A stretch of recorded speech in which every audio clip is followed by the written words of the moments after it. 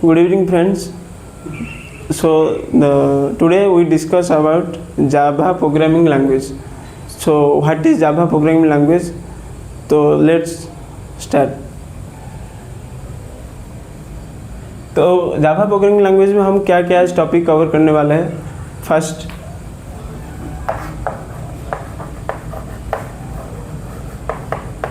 What is program और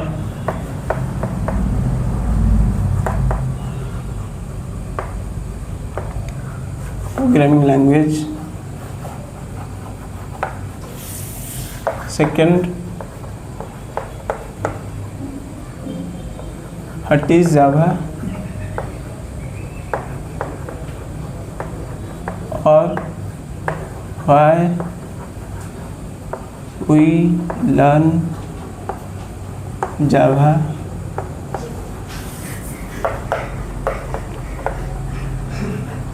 उसके बाद हम जानेंगे हिस्ट्री ऑफ जावा. उसके बाद फीचर्स ऑफ जावा. उसके बाद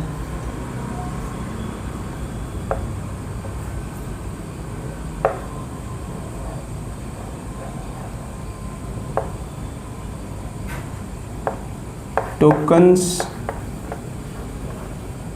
used in Java.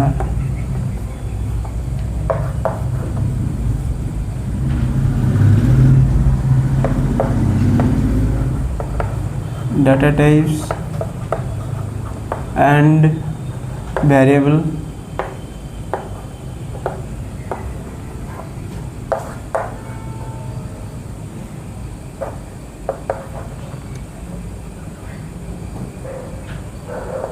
Operators,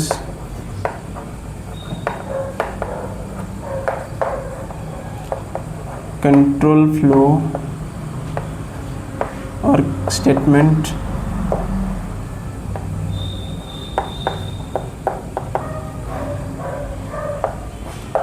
और एंड करेंगे एक सैम्पल जावा प्रोग्राम्स.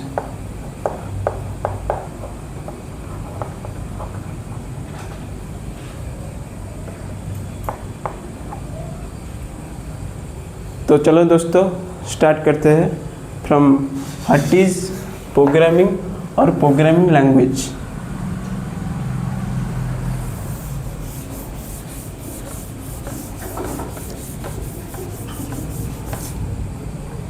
तो प्रोग्राम क्या है? प्रोग्राम है a set of instruction, a set of instruction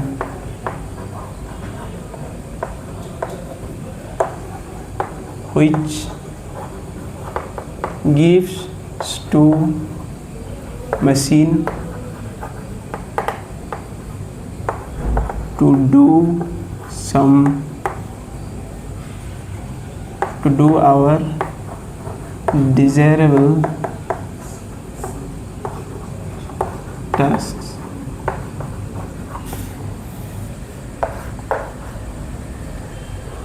तो प्रोग्राम क्या है? ए सेट ऑफ इंस्ट्रक्शंस जिसको हम देते हैं मशीन को टू हमारा डिजायरेबल टास्क पाने के लिए. तो प्रोग्राम क्या है हम जानेंगे. प्रोग्रामिंग लैंग्वेज क्या है? लैंग्वेज तो सबको पता है, जैसे कि जिससे हम फीलिंग शेयर करते हैं, जिस माध्यम से मैं आपसे बात कर रहा हूँ उसको हम लैंग्वेज बोलते हैं. तो वैसे ही एक प्रोग्रामिंग लैंग्वेज है. प्रोग्रामिंग लैंग्वेज क्या करता है? वही सेट ऑफ इंस्ट्रक्शन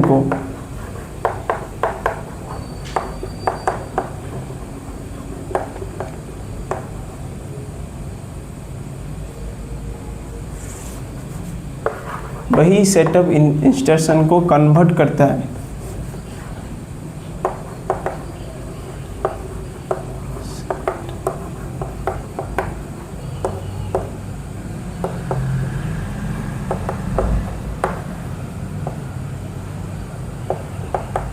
किसमें? From high level language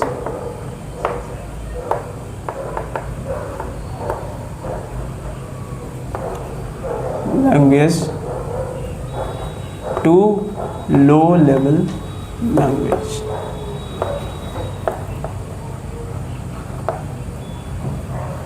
so programming language है क्या? प्रोग्रामिंग लैंग्वेज हम प्रोग्राम को कन्वर्ट करता है किसमें? High level language to low level language.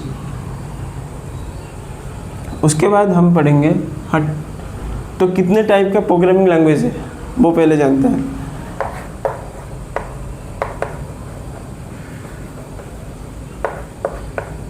Types of programming language.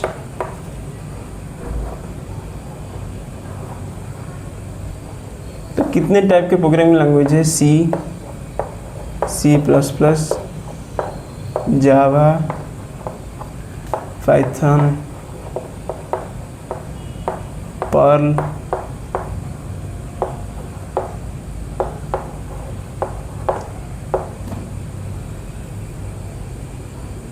तो कितने टाइप के प्रोग्रामिंग लैंग्वेजेस है?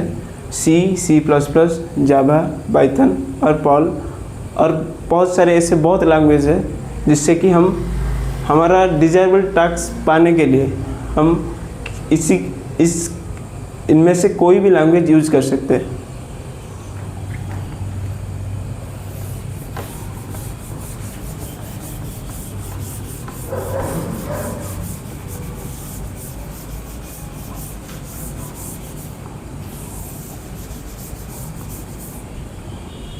तो एक क्वेश्चन आ रहा होगा, क्यों हम जावा पढ़े? तो जावा में ऐसा क्या है कि बाकी अदर लैंग्वेज में नहीं है? तो आइए देखते हैं जावा में ऐसा क्या है। What is Java?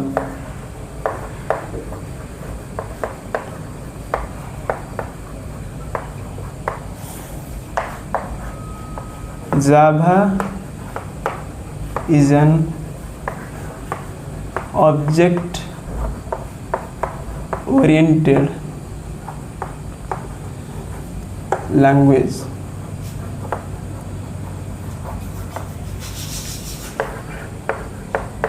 it is developed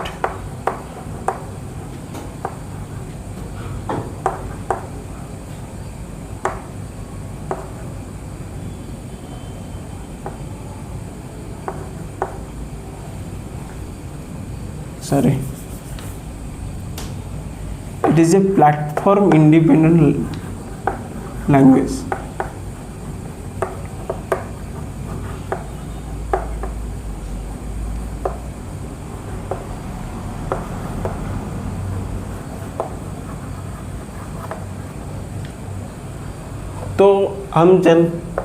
तो क्या है? जावा एक ऑब्जेक्ट ओरिएंटेड लैंग्वेज है और वो प्लेटफॉर्म इंडिपेंडेंसी को सपोर्ट करता है। प्लेटफॉर्म इंडिपेंडेंसी है क्या?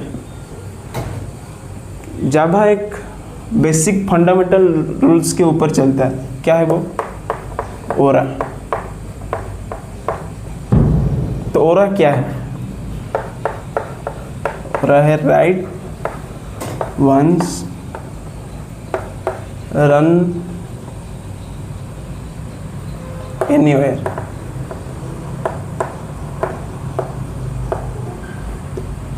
अगर हम जावा में एक प्रोग्राम लिखते हैं तो वो बहुत सारे सिस्टम में चल सकता है, वो क्योंकि उसका मेन मोटो है राइट वंस रन एवरीवेयर। एक बार लिखने में वो बार बार रन होगा किसी भी प्रोग्राम में, किसी भी ऑपरेटिंग सिस्टम में। इसीलिए जावा है यूज़र फ्रेंडली,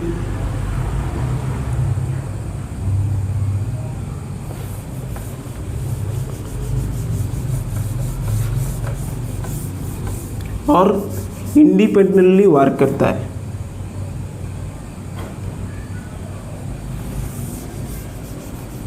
उसके बाद हम जानेंगे हिस्ट्री ऑफ जावा।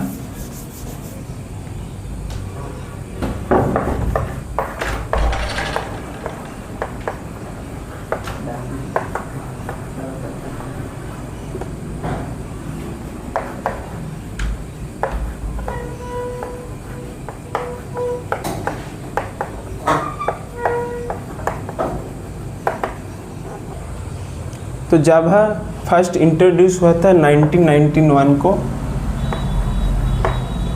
कौन इसका ऑथर है? James Gosling.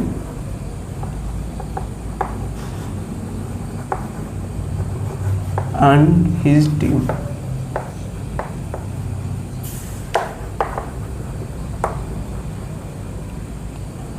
और पहले ये डेवलप हुआ था सन माइक्रोसिस्टम में।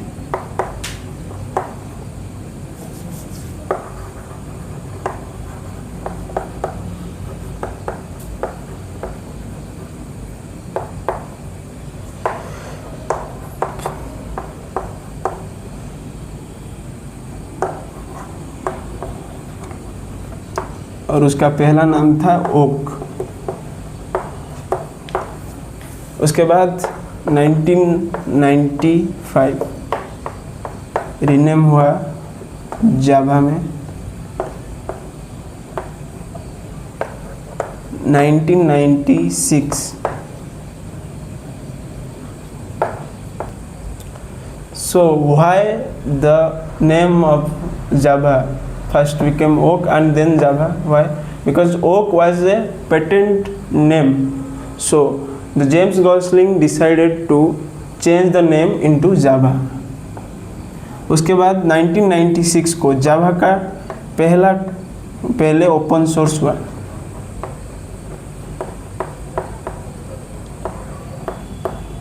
ओपन सोर्स का मतलब है जिसको सब यूज कर सकते हैं। उसके बाद 2006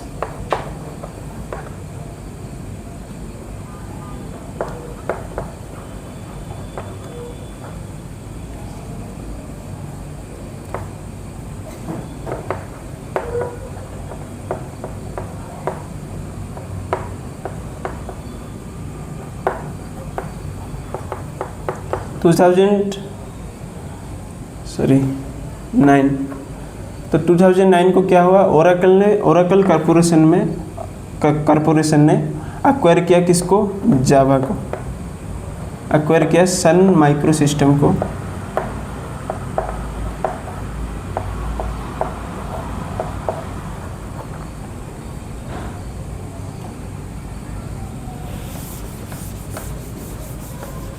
तो ये था हिस्ट्री ऑफ जावा, कैसे जावा डेवलप हुआ, कैसे उसका नाम रहा जावा, और कैसे वो ओरेकल के अंडर आता है। उसके बाद हम पढ़ेंगे, उसके बाद हम पहले एक छोटा सा सैम्पल प्रोग्राम देखेंगे जावा के ऊपर। तो जावा में फर्स्ट हम क्या होता है, उसका फर्स्ट सिंटैक्स है इंपोर्ट जावा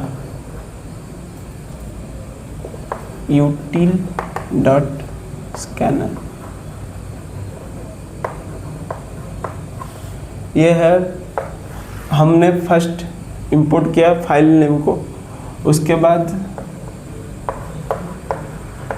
पब्लिकली एक क्लास डिक्लेयर करेंगे, वैसे रख देते हैं क्लास। उसके बाद पब्लिक स्टैटिक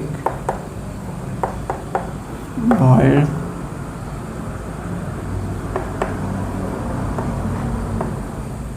मेन। उसके बाद मेन फंक्शन डिक्लेयर करेंगे। स्टैटिक का मतलब यहाँ पर जो भी वैल्यू है वो स्टैटिक वैल्यू है, और उसके अंदर कोई भी हम आर्गुमेंट डिक्लेयर करेंगे।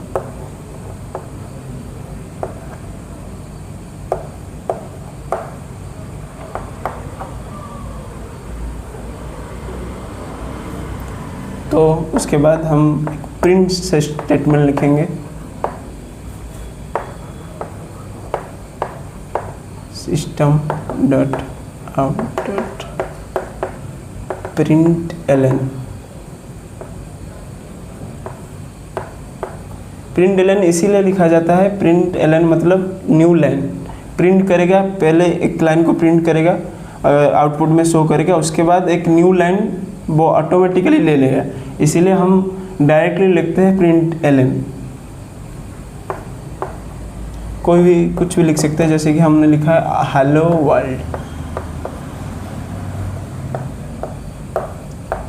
यह है क्लोज पैरेंथेसिस। क्लोज पैरेंथेसिस मतलब हम यहाँ पर कोड को टर्मिनेट कर रहे हैं, हम यहाँ पर कोड को टर्मिनेट कर रहे हैं।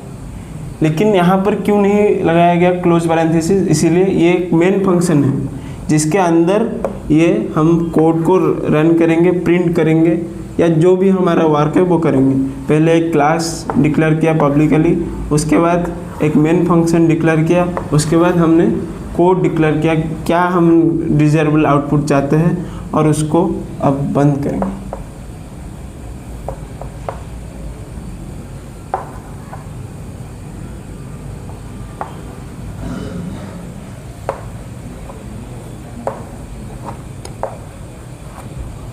हमने 2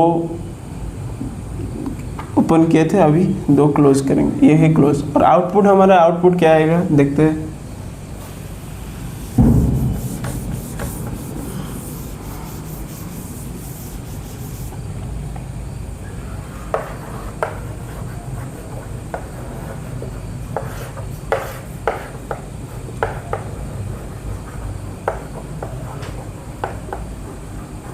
ये आएगा हमारा desirable output.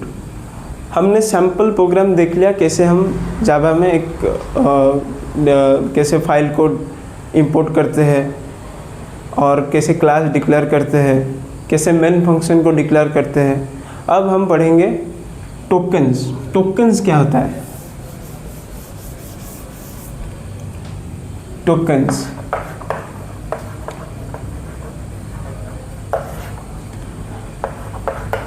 tokens are smallest individuals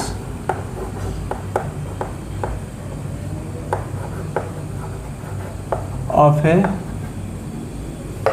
program.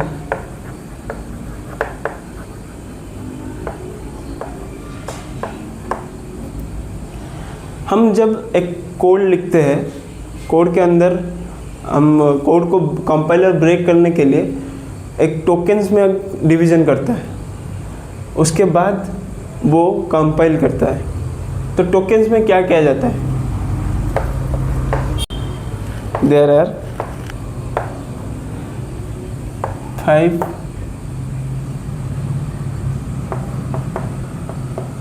things goes under token. वो क्या क्या है? पहले होता है कीवर्ड्स, उसके बाद होता है आइडेंटिफायर्स, उसके बाद होता है ऑपरेटर्स,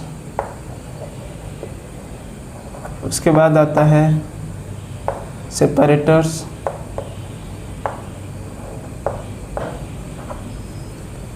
और लिटरल्स।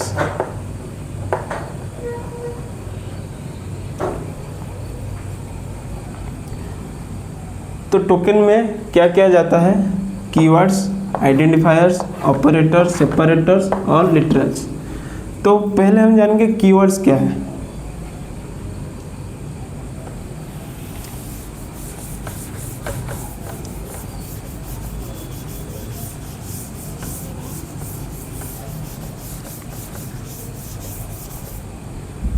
पहले हम जानेंगे कीवर्ड्स क्या है।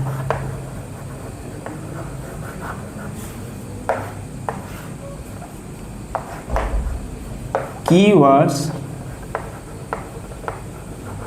are predefined words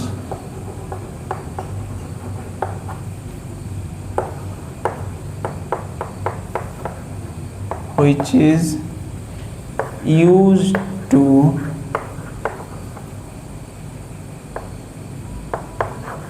declare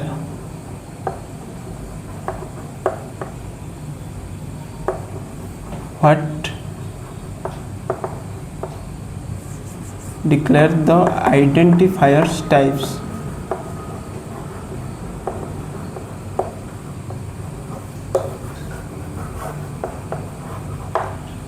तो कीवर्ड क्या है? Keywords are pre defined words which is use to declare the identifiers types. तो हम कितने कीवर्ड्स है जावा में? There are 68 keywords. There are 67 reserved keywords in Java. तो क्या है, एग्जाम्पल लेते हैं, जैसे int, float, byte, short, if, else, switch. तो ये सब है, ये सब है कीवर्ड्स।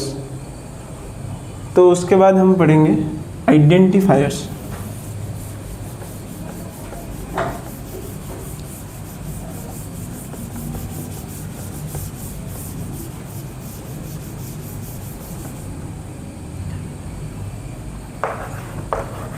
आइडेंटिफायर्स, तो आइडेंटिफायर्स क्या है? कॉमन सबका दिमाग में वही आएगा कि आइडेंटिफायर्स मतलब जो आइडेंटिफाई करता है, ऑब्वियसली आइडेंटिफायर्स दैट आइडेंटिफाई और give name to the class, variables, names, class variables, methods,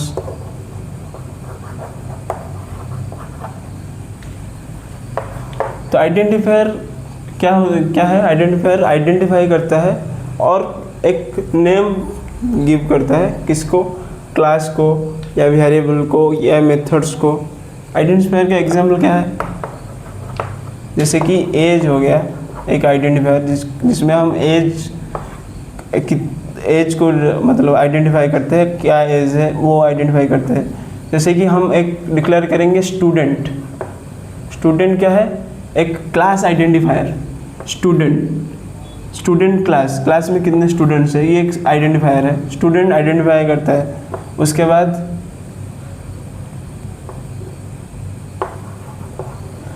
तो ये है आइडेंटिफायर्स। उसके बाद हम पढ़ेंगे literals.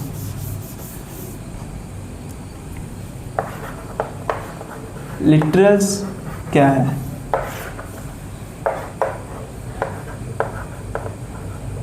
Literals are constants which give the value of identifiers, value to identifiers।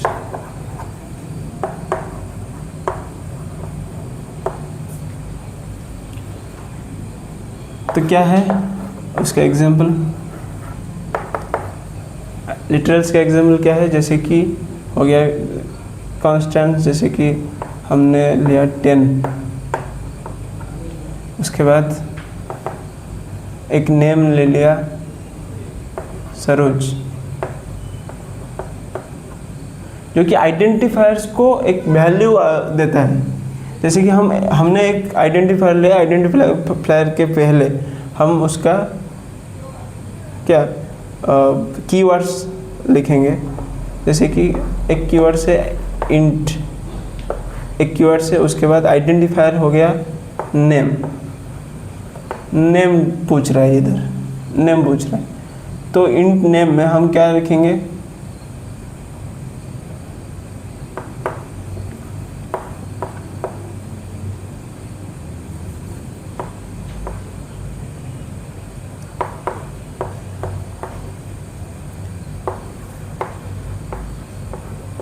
Saroj, Saroj लेते हैं, जैसे कि सॉरी इंट एक क्या है कीवर्ड्स, उसके बाद हम एक आइडेंटिफायर लेते हैं एक्स और उसका वैल्यू हम देंगे 10। तो अब क्या हो गया, आइडेंटिफायर को एक वैल्यू मिल गया, क्या एक्स, उसका टाइप है इंटीजर टाइप और क्या है उसका वैल्यू 10, उसको हम असाइन किए एक वैल्यू। तो लिटरल्स क्या होता है, वो कंस्टेंट्स होते हैं जो कि आइडेंटिफायर्स को वैल्यू देते हैं, मतलब वैल्यू असाइन करते हैं।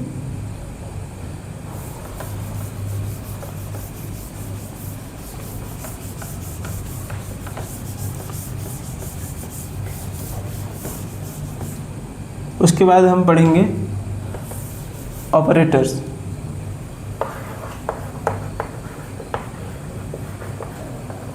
ऑपरेटर्स क्या है, ऑपरेटर्स जैसे कि क्या हो गया, जैसे कि हम कुछ जैसे कि हमारा हो गया operators are symbols that performs arithmetic or perform any operations।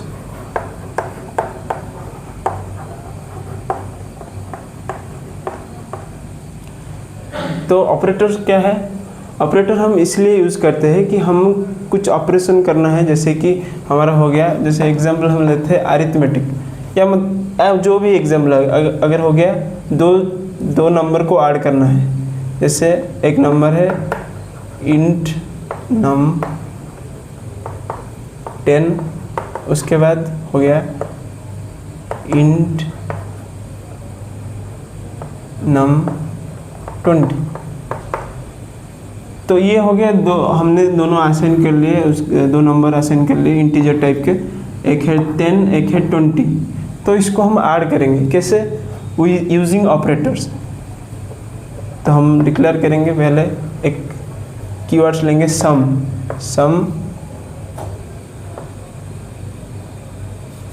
पहले उस कीवर्ड है इंट के बाद आएगा सम। हम क्या करना चाहते हैं, सम करना चाहते हैं, ऐड करना चाहते हैं। तो क्या है, ये हम ले लेंगे नंबर 1 और नंबर 2, नंबर 1 ऐड नंबर 2। तो ये हो गया हमारा ऑपरेशन। तो ये जो हमने लिखा प्लस एक साइन देख रहे हैं, वो है ऑपरेटर्स, जो कि हमें मदद करता है दो नंबर को ऐड करने के लिए, कुछ भी ऑपरेशन को करने के लिए हमें ये नंबर, हमें सिंबल यूज करते हैं। तो अब हम जानेंगे कितने टाइप्स के ऑपरेटर्स होते हैं।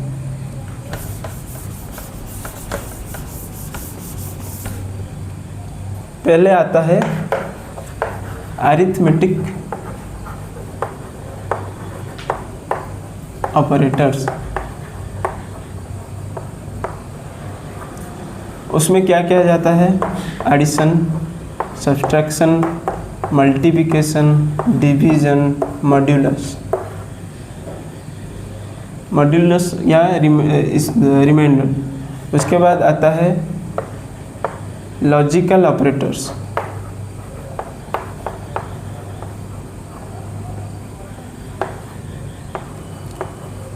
डबल एंड,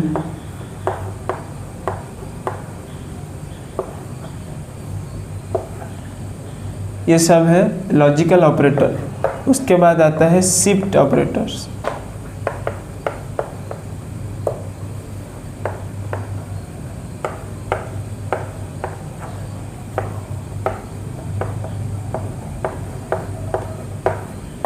उसके बाद आता है असाइनमेंट ऑपरेटर्स। शिफ्ट ऑपरेटर क्या करता है, वैल्यू को शिफ्ट करना है। अगर लेफ्ट टू राइट करना है तो ये वाला सिंबल, अगर राइट टू लेफ्ट करना है तो ये वाला सिंबल, लेफ्ट टू राइट करना है तो ये वाला सिंबल। उसके बाद असाइनमेंट ऑपरेटर्स क्या है, इक्वल प्लस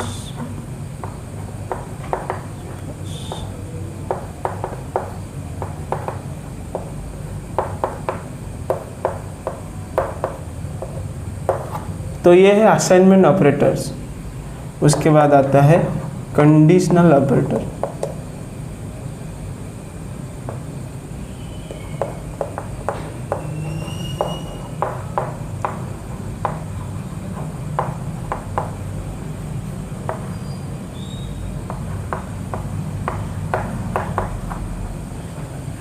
तो ये सारे जाते हैं ऑपरेटर्स के अंदर। उसके बाद हम पढ़ेंगे सेपरेटर्स। तो और एक ऑपरेटर्स है रिलेशनल ऑपरेटर्स।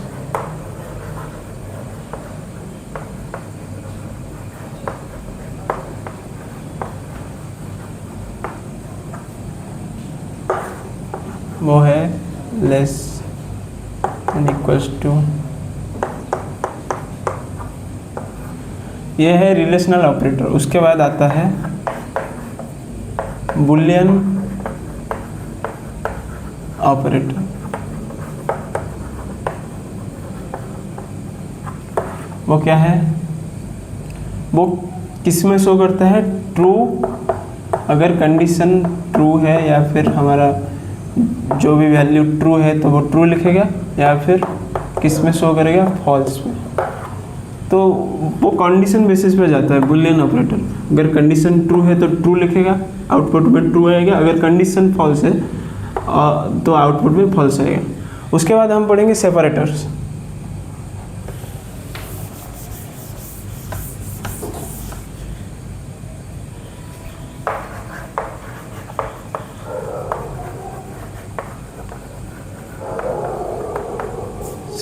सेपरेटर्स क्या है, जो कि हमको प्रोवाइड करता है। अगर हम वो प्रोग्राम में ऐसे यूज़ होता है कि हम कुछ कंडीशन लिख रहे हैं या फिर कोई लाइन को टर्मिनेट कर रहे हैं, ये सब वहीं पर यूज़ होता है। वो सेपरेट करता है, अलग अलग करता है। मेन स्टेटमेंट को अलग, कंडीशनल स्टेटमेंट को अलग, वो सबको अलग करता है। सेपरेटर्स का मतलब सेपरेट करना है। तो कितने टाइप्स के सेपरेटर्स होते हैं, एक हो गया सेमीकोलन, उसके बाद हो गया ब्रेसेस, उसके बाद हो गया ब्रैकेट्स, उसके बाद हो गया कॉमा,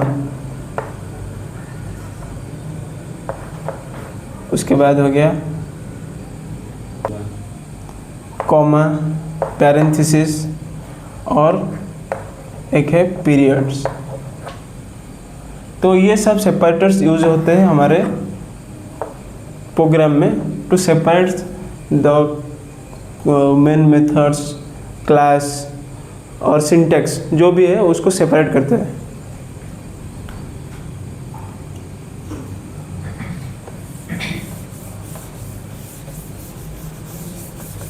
उसके बाद हम पढ़ेंगे कंडीशनल स्टेटमेंट या फिर कंट्रोल स्टेटमेंट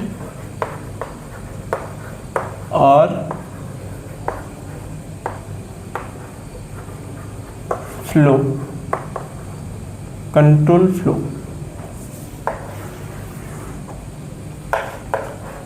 तो कंट्रोल स्टेटमेंट्स,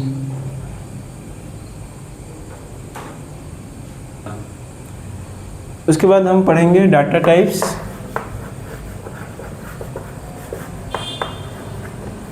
एंड वेरिएबल्स। तो डाटा टाइप्स क्या है और वेरिएबल्स क्या है। डाटा टाइप्स आर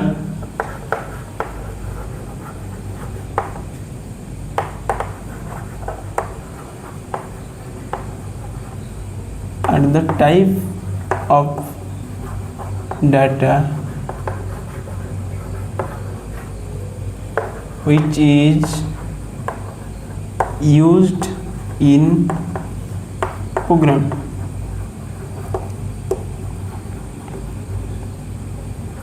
तो डाटा टाइप क्या है, वो डिफाइन करता है डाटा का टाइप कैसा है, कौन सा टाइप के डाटा हम यूज़ कर रहे हैं। जैसे कि डाटा टाइप्स मेनली कितने टाइप के होते हैं। एक होता है प्रिमिटिव, दूसरा है नॉन प्रिमिटिव। तो प्रिमिटिव में क्या जाता है, मेनली प्राइमरी जो डाटा टाइप्स हम यूज करते हैं, जैसे कि हो गया int, float, double,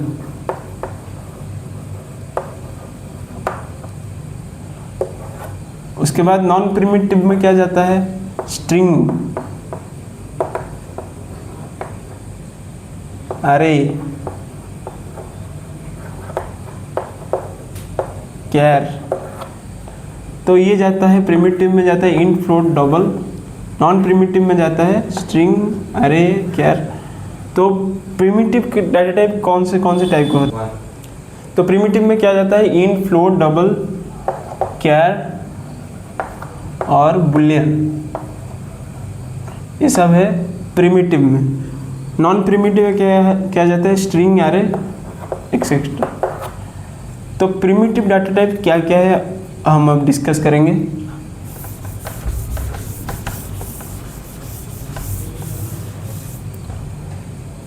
primitive data type,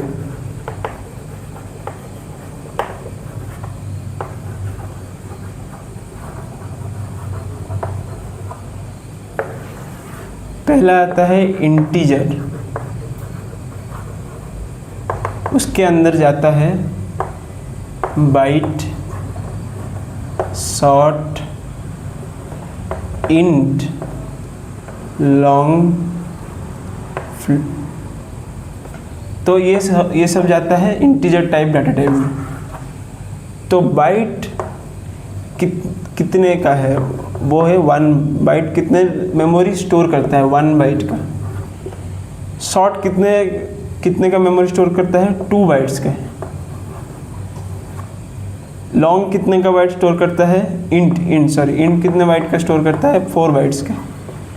और लास्ट लॉन्ग कितने बाइट का स्टोर करता है, 8 बाइट्स का। तो उनका वैल्यू रेंजेस कहाँ से कब तक जाता है, तो वो हम देखेंगे। ये हो गया मेमोरी, कितने का मेमोरी वो स्टोर करता है, कितने टाइप्स का है वो, टाइप्स मेमोरी। उसके बाद हम जानेंगे उसका रेंज कितने से कितने तक है।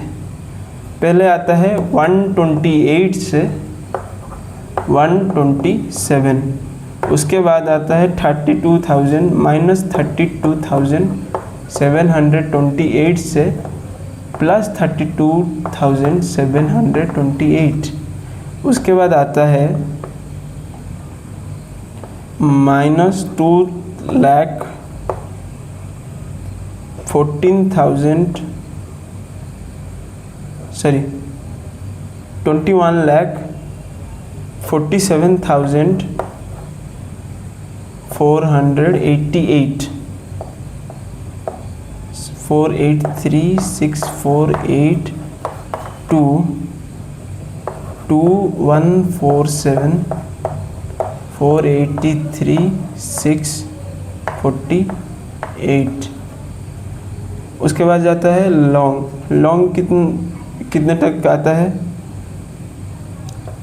लॉन्ग यूज होता है वेरी लार्जर इंटीजर टाइप में, वेरी लार्जर इंटीजर। सो ये हो गया इंटीजर कितने टाइप्स के है, बाइट, शॉर्ट, इंट, लॉन्ग। उसका मेमोरी कितने बाइट्स का वो मेमोरी स्टोर करता है। अगर हम बाइट लेंगे 1 बाइट का, शॉर्ट लेंगे 2 बाइट्स का, इंट लेंगे 4 बाइट का, लॉन्ग लेंगे 8 बाइट्स का। और उसका रेंज कहाँ से कहाँ तक जाता है। उसके बाद हम जानेंगे बाकी जो बचे हुए प्रिमिटिव डाटा टाइप्स कौन कौन है। फ्लोट, वो कितने बाइट का स्टोर करता है? 4 बाइट्स का। कहाँ से कहाँ तक? 3.14 टू -99.5 डेसिमल ये स्टोर करेगा। ये क्या स्टोर करेगा? डेसिमल। उसके बाद हम पढ़ेंगे डबल। डबल कितने बाइट का स्टोर करता है? 8 बाइट्स का। वो कहाँ से कहाँ तक? 3.14.159 टू -0.0001।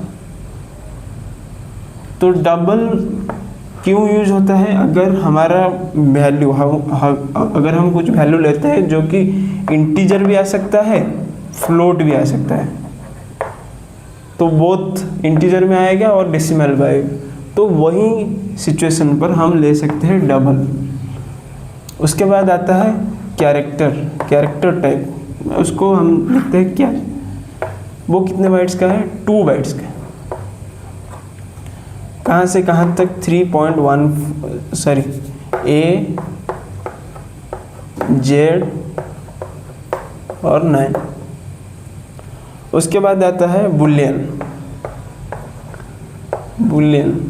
वो कितने बाइट का लगेगा? स्टोर करेगा मेमोरी?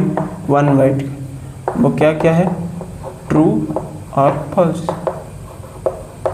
तो हमने जान लिया कि प्रिमिटिव डाटा टाइप्स क्या है, नॉन प्रिमिटिव क्या है, प्रिमिटिव डाटा टाइप्स में क्या क्या जाता है, प्रिमिटिव डाटा टाइप्स कितने टाइप क्या क्या जाता है और उसका कितना मेमोरी वो स्टोर करता है, कितने रेंजेस तक वो स्टोर कर सकता है।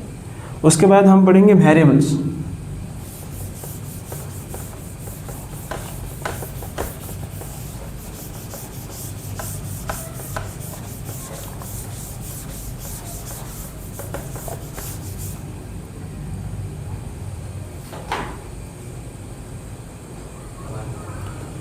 तो वेरिएबल्स क्या है?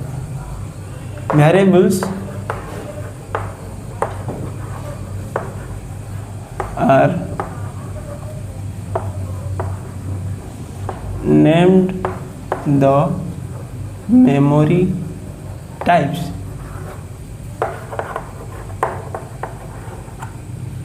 तो वेरिएबल क्या है? जो कि मेमोरी टाइप्स जो स्टोर करता है वो कैसा मेमोरी है। वो कितने टाइप के होते हैं मेमोरी? वो होता है फर्स्ट लोकल, उसके बाद आता है इंस्टेंस, उसके बाद आता है स्टैटिक। तो तीनों टाइप में वो स्टोर करता है, लोकल, इंस्टेंस, स्टैटिक। लोकल मतलब क्या है? No permanent memory location.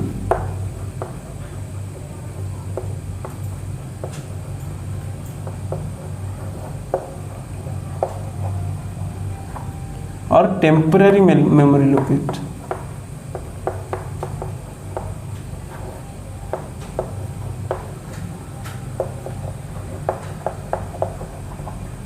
उसके बाद इंस्टेंस में क्या है? वो इंस्टेंटली एक मेमोरी एलोकेट करेगा फॉर द प्रोग्राम। उसके बाद आफ्टर एग्जीक्यूशन ऑफ प्रोग्राम वो उसको डी एलोकेट कर देगा, इंस्टेंस।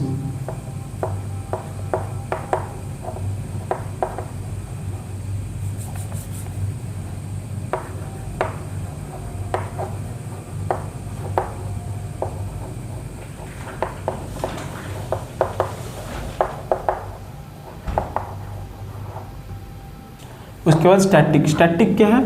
वो मेमोरी को मतलब परमानेंट मेमोरी एलोकेशन को हम स्टैटिक मेमोरी बोलते हैं, परमानेंट मेमोरी एलोकेशन।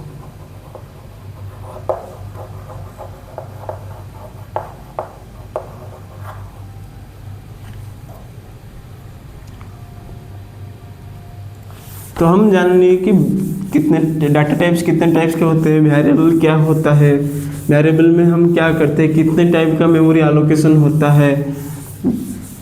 उसके बाद हम पढ़ेंगे कंट्रोल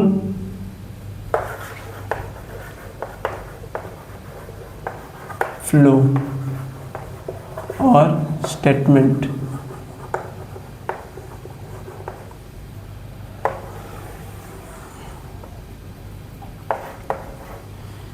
कंट्रोल स्टेटमेंट में क्या होता है? कंट्रोल स्टेटमेंट में the statement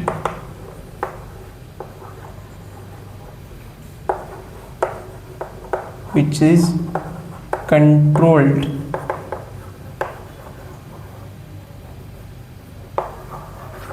by a certain condition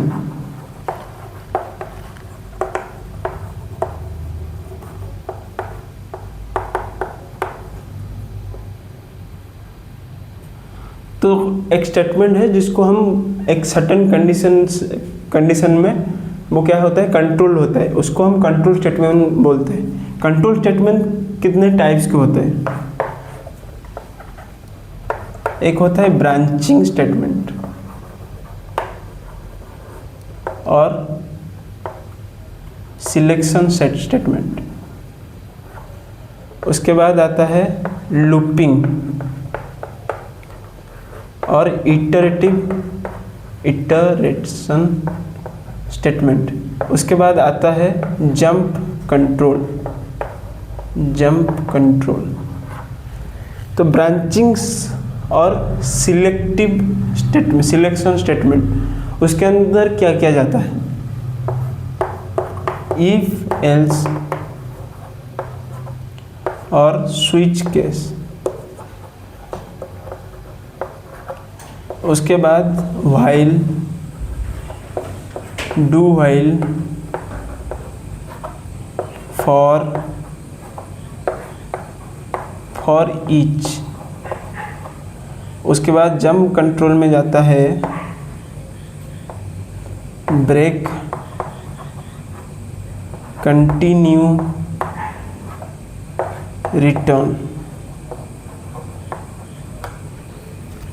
तो ये तीनों होते हैं ब्रांच कंट्रोल स्टेटमेंट्स। और फर्स्ट है ब्रांचिंग स्टेटमेंट जिसके अंदर जाता है इफ एल्स, अगर उसके बाद जाता है स्विच केस। उसके बाद जाता है व्हाइल, डू व्हाइल, फॉर, वो जाता है लूपिंग और इटरेटिव सेंटेंस में। उसके बाद जंप कंट्रोल स्टेटमेंट में जाता है ब्रेक, कंटिन्यू, रिटर्न। तो पहले हम जानेंगे ब्रांचिंग और सिलेक्शन स्टेटमेंट क्या है, वो हम कैसे प्रोग्राम में यूज कर सकते हैं। तो फर्स्ट हम जाते हैं ब्रांचिंग स्टेटमेंट में।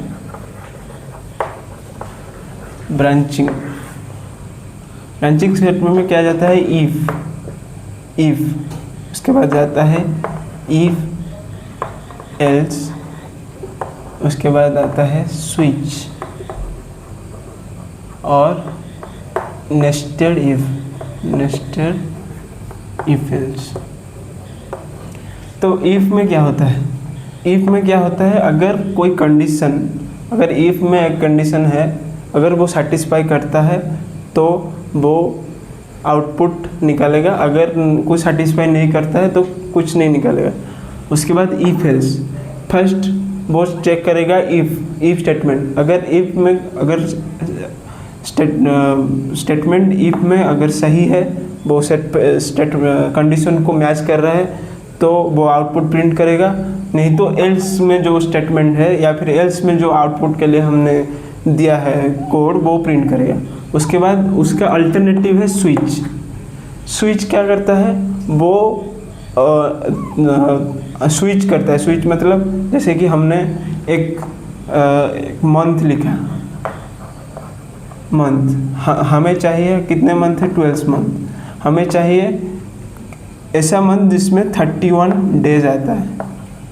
तो वो क्या करेगा? हमने पहले लिखा केस वन में पहला मंथ, उसका कंडीशन दिया। उसके बाद केस 1 में ये पहला मंथ, उसके बाद केस 2, केस 4, ऐसे जो मंथ 31 डेज 31 डेज कंटेन करते हैं, वो सब लिखे। उसके बाद आता है स्विच केस का लास्ट में आता है ब्रेक। ब्रेक क्या है?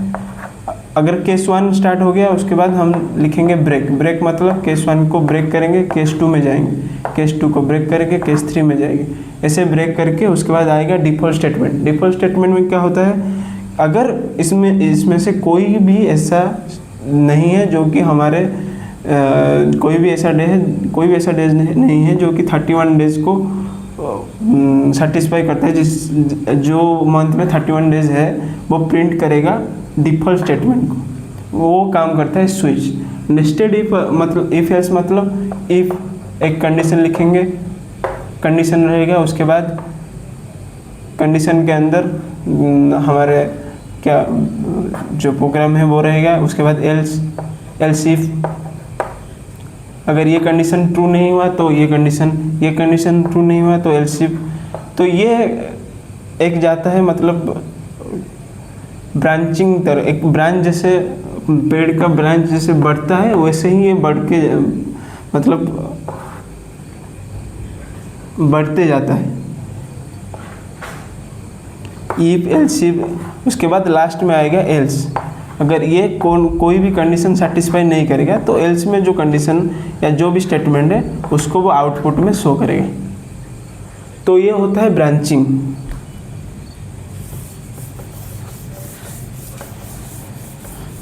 उसके बाद आएंगे हम लूपिंग स्टेटमेंट।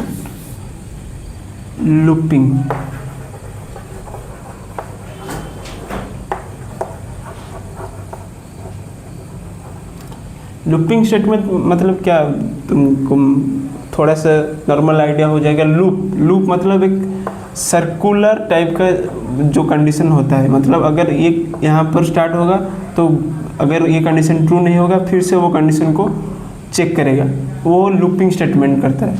लूपिंग स्टेटमेंट में हम क्या आता है, व्हाइल, डू व्हाइल और फॉर, ये तीनों आते हैं लूपिंग स्टेटमेंट में। तो व्हाइल स्टेटमेंट में क्या होता है, एक कंडीशन हम लिखे, उसके बाद जो स्टेटमेंट है अगर वो कंडीशन को ट्रू करेगा तो आउटपुट प्रिंट होगा। उसके बाद डू वाइल में मतलब पहले वो चेक करेगा, डू वाइल में पहले वो स्टेटमेंट प्रिंट करेगा। अगर पहले वो वर्क करेगा उसके बाद कंडीशन चेक करेगा। वाइल में क्या होता है, कंडीशन पहले चेक करता है उसके बाद हमें आउटपुट शो करता है। डू वाइल में क्या होता है, पहले आउटपुट देगा उसके बाद कंडीशन चेक करेगा, वो आउटपुट कंडीशन से मैच कर रहा है या नहीं कर रहा है। उसके बाद फॉर लूप क्या होता है, फॉर लूप में हम तीनों चीज़ें करते हैं, इनिशियलाइजेशन,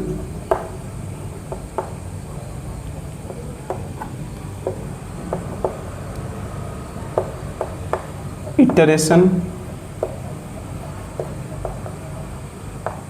उसके बाद आता है रेंज। अप टू कितने तक हम इटरेट करेंगे। इटरेट मतलब बार बार वो वैल्यू देता जाएगा, वो होता है फॉर लूप में।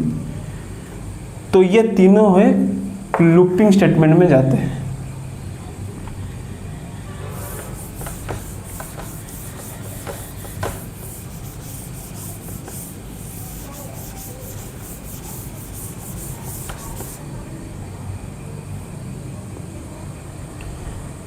तो इन द लास्ट हम एक कोड रन करेंगे या फिर कोड एक लिखेंगे जिसका आउटपुट हमको निकालना है।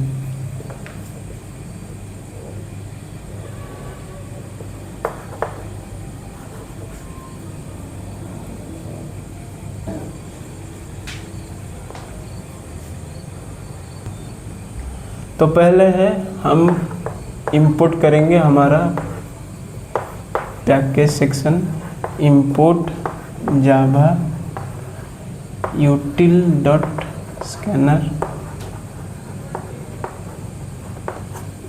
उसके बाद आता है क्लास नेम डिक्लेयर करेंगे स्टूडेंट इन्फो। उसके बाद आता है main public static main function void main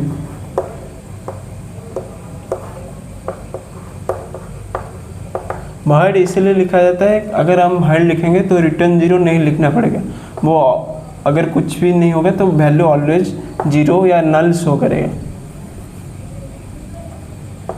string args, हम आर्गुमेंट पास कर रहे हैं इसलिए हम लिखेंगे स्ट्रिंग आर्ग्स। उसके बाद system dot out dot println enter your name, यहाँ पर हम कुछ भी नेम दे देंगे जैसे कि सरोज कुमार महांती।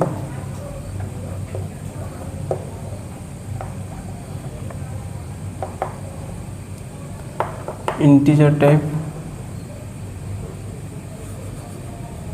उसके बाद ले लेंगे system dot out dot println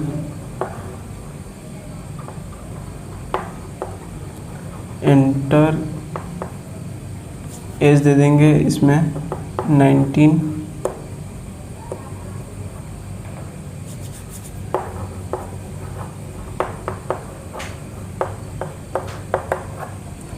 उसके बाद डबल परसेंटेज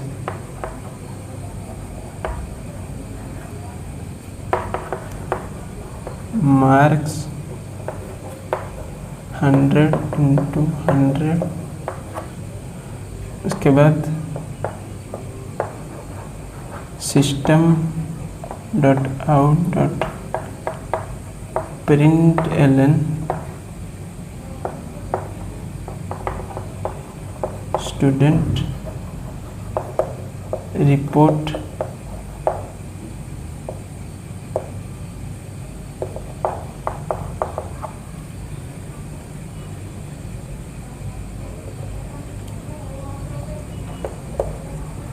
उसके बाद कंट्रोल स्टेटमेंट देंगे क्या, इफ परसेंटेज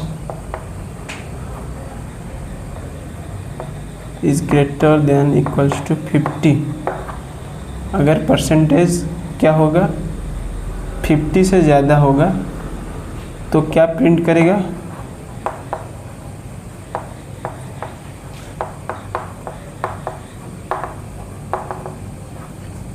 रिजल्ट।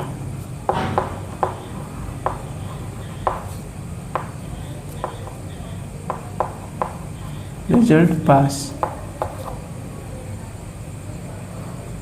उसके बाद एल्स स्टेटमेंट क्या होगा, अगर 50 से कम है तो system dot out dot println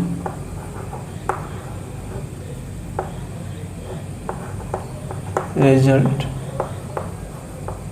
fail.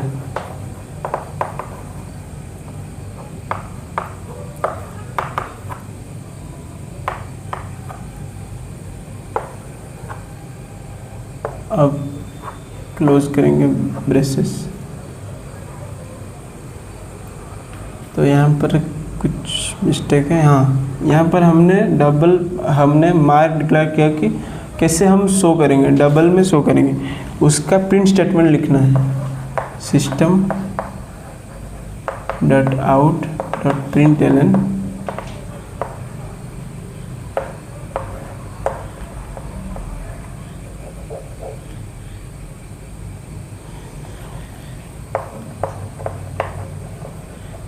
Marks plus marks, यह है उसका हमने प्रिंट स्टेटमेंट प्रिंट कर दिया। तो ये था बेसिक कॉन्सेप्ट ऑफ जावा। और भी ऐसे वीडियोस देखने के लिए हमारे चैनल को लाइक, फॉलो और सब्सक्राइब करें। Thank you.